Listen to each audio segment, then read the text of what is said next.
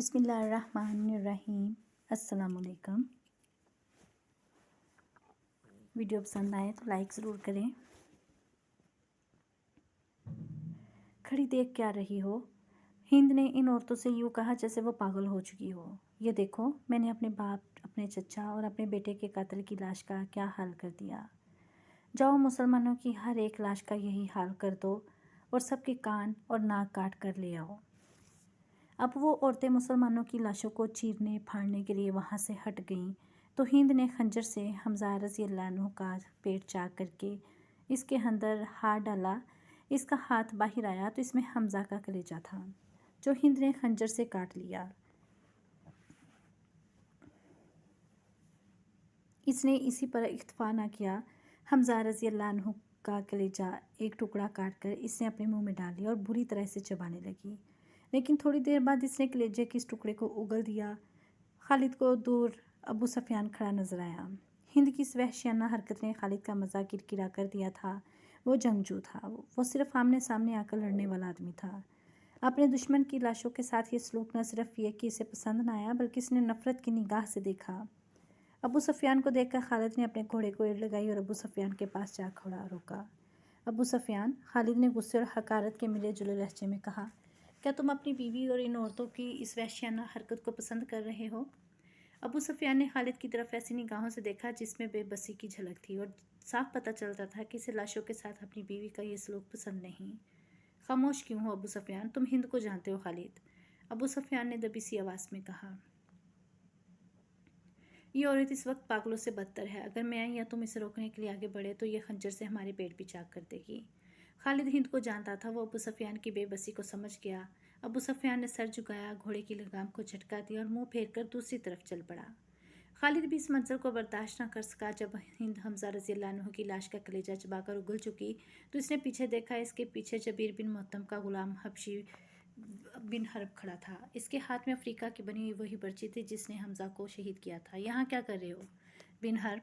हिंद ने तहकमाना लहजे में कहा। जाओ और मुसलमानों की लाशों के टुकड़े कर दो। वहशी बिन हर्ब बोलता बहुत कम था। इसकी कोशिश यही होती थी कि ज़्यादा से ज़्यादा बात इशारों में कर ली जाए। इसने हिंद का हुक्म मानने के बजाय अपना हाथ हिंद के आगे फैला दिया और इसकी नज़रें हिंद के गले में लटकते हुए सोने के हार पर जम गईं। हिंद को अपना वादा याद आ गया। इसने वहशी से कहा था कि तुम मेरे बाप, चचा और बेटे के कातिल को कत्ल कर दो तो मैं तुम्हें जितने जेवरात पहन रखे हैं वो सारे दे दूंगी। और वहशी अपना इनाम लेने आया था। हिंद ने अपने तमाम जेवरात उतार कर वहशी बिन हरब के फैले हुए हाथ पर रख दिए। वहशी के होंठों पर मुस्कुराहट आ गई और वो वहाँ से चल पड़ा। हिंद पर इस वक्त फतह और इंतकाम का भूख सवार था। ठहर जाओ बिन हर्ब, हिंद ने जो शेली आवाज़ में इसको हबशी को बुलाया। वो जब इसके पास आया तो हिंद ने कहा, मैंने तुम्हें कहा था कि मेरा कलेजा ठंडा कर दो तो तुम्हें अपने जेवरात दूंगी, लेकिन तुम इससे ज़्यादा इनाम के हकदार हो। हिंद ने कुरैश की औरतों की तरफ इशारा किया और कहा, तुम जानते हो इन औरतों में कनीज़ें कौन कौन सी हैं? देखो, वो जवान भी हैं, खूबसूरत भी। तुम्हें जो कनीज़ अच्छी लगती है ले जाओ।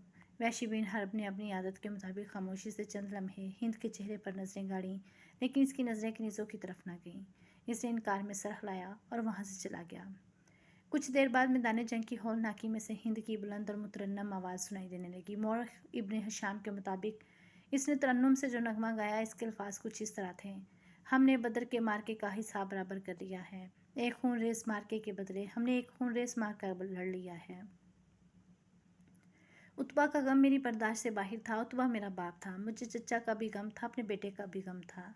अब मेरा सीना ठंडा हो गया। मैंने अपनी कसम पूरी कर ली है। वहशी ने मेरे दिल के दर्द का मदावा कर दिया है। मैं उम्र भर वहशी की एहसानमंद रहूँगी, इस वक्त तक जब तक मेरी हड्डियाँ कब्र की मिट्टी में मिलकर मिट्टी नहीं हो जाती।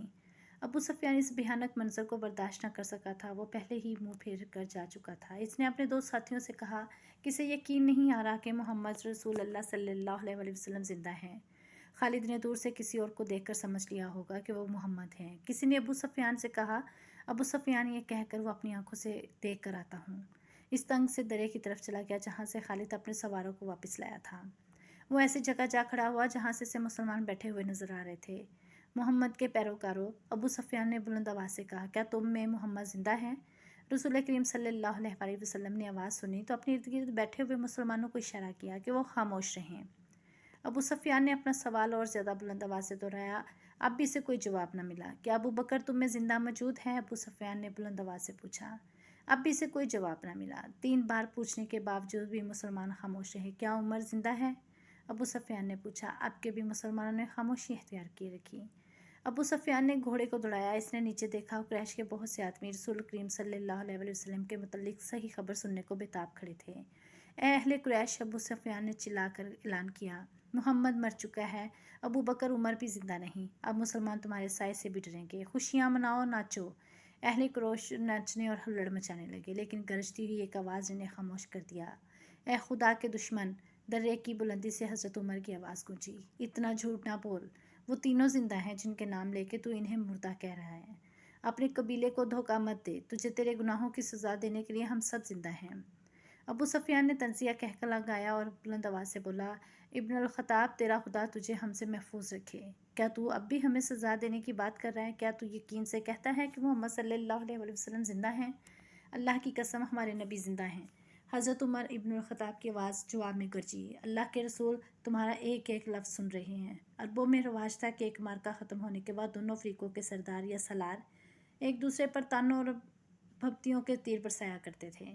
अबू सुफियान इसी दस्तूर के मुताबिक दूर खड़ा हज़रत उमर से हम कलाम था।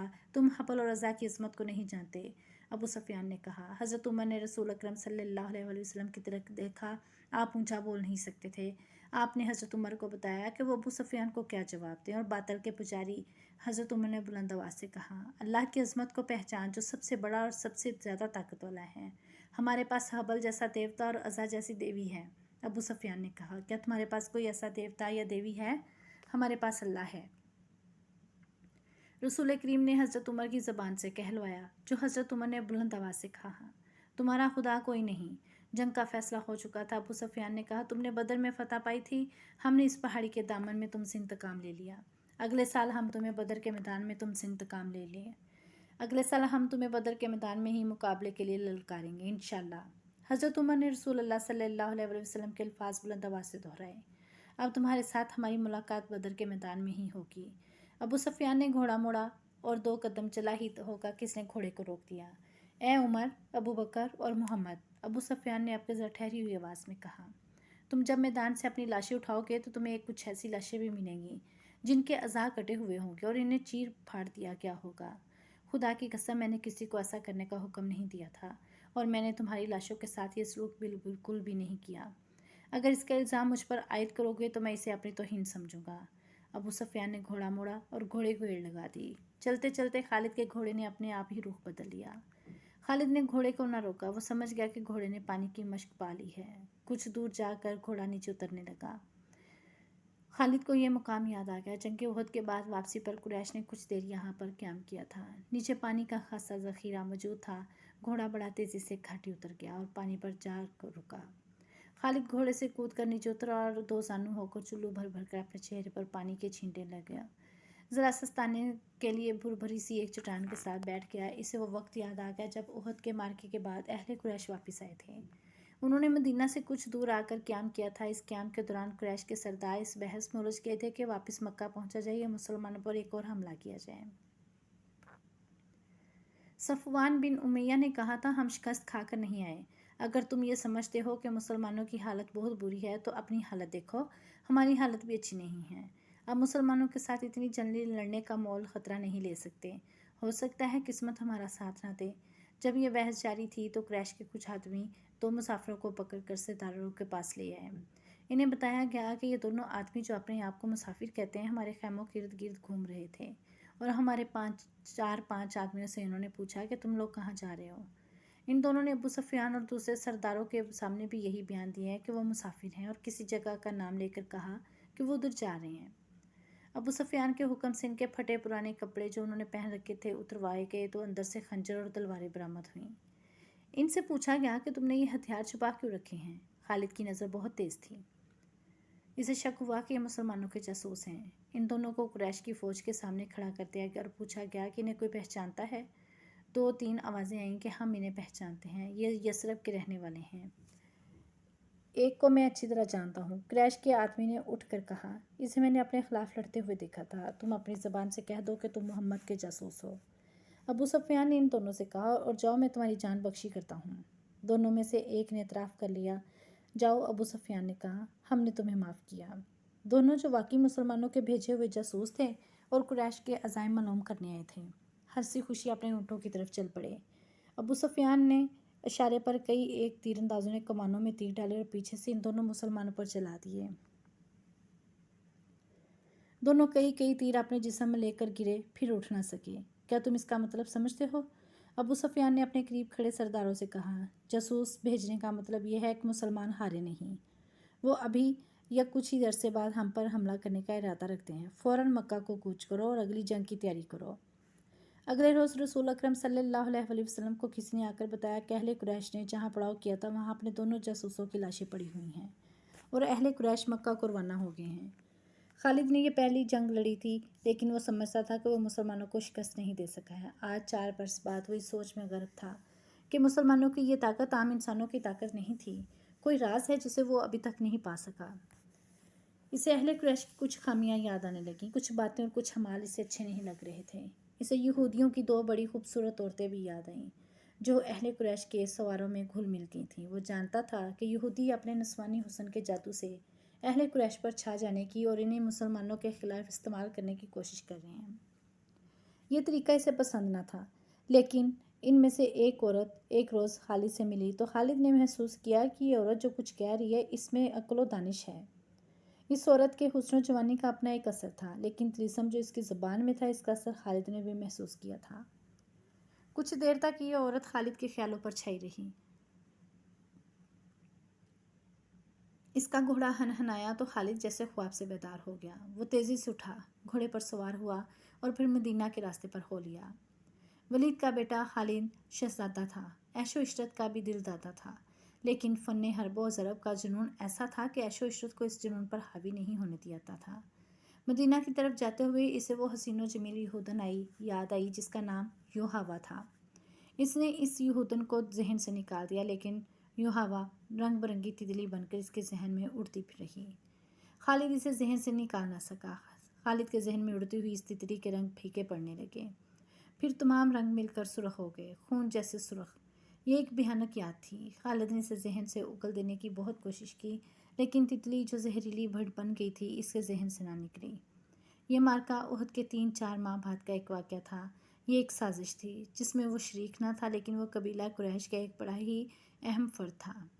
मुसलमानों के ख़िलाफ़ किसी साजिश में शरीक न होने के बावजूद वो दावा नहीं कर सकता था कि वो इसमें शरीक न था। मार्का उहद में ज़ख्मी होने वाले बाज़ अहले कुरैश के ज़ख्म अभी ठीक नहीं हुए थे कि एक रोज़ खालिद को खबर मिली कि मदीना से 6 मुसलमान तबलीग इस्लाम के लिए रजी की तरफ जा रहे थे।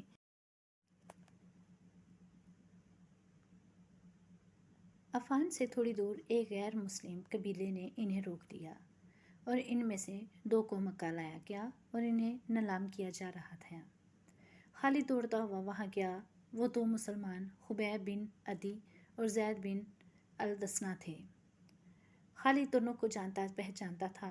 वो इसी के कबीले के अफराद हुआ करते थे। उन्होंने इस्लाम कबूल कर लिया था। इनमें जब रसूलुल्लाह सल्लल्लाहु अलैहि वसल्लम का यह आलम था कि रसूलुल्लाह सल्लल्लाहु अलैहि वसल्लम पर जाने कुर्बान करने को तैयार थे। रसूलुल्लाह सल्लल्लाहु अलैहि वसल्लम इन्हें बहुत अजीज़ रखते थे।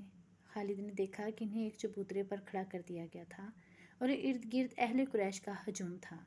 एक गैर मुस्लिम कबीले के 4 अफराद इनके पास खड़े थे। दोनों के हाथ रस्सियों से बंधे हुए थे। ये दोनों मुसलमान हैं। एक आदमी चबूतरे पर खड़ा ऐलान कर रहा था, ये दोनों उहद में तुम्हारे खिलाफ लड़े थे। इनके हाथ तुम्हारे अजीज़ और खून के रिश्तेदार मारे गए थे। है कोई जो इंतकाम की आग बुझाना चाहता है? इन्हें खरीदो, इन्हें अपने हाथों कत्ल करो और खून के बदले खून बहाओ। ये आदमी सबसे ऊंची बोली देने वाले को मिलेंगे। बोलो। 2 घोड़े, एक आवाज़ आई। बोलो, बढ़कर बोलो। 2 घोड़े, एक ऊँट। एक और आवाज़ आई। घोड़ों ऊँटों को छोड़ो, सोने में बोली दो। सोना लाओ, दुश्मन के खून से इंतकाम की प्यास बुझाओ। वो लोग जिनके करीबी रिश्तेदार उहद की लड़ाई में मारे गए थे बढ़ चढ़कर बोली दे रहे थे। खुबैब और ज़ैद चुपचाप खड़े थे। इनके चेहरों पर खौफ न था, घबराहट नहीं थी, हल्की सी बेचैनी भी नहीं थी। खालिद हजूम को चीरता हुआ आगे चला गया और कुरैश के सरदार के जंगजू बेटे खुबैब ने खालिद को देखकर बुलंद आवाज़ से कहा,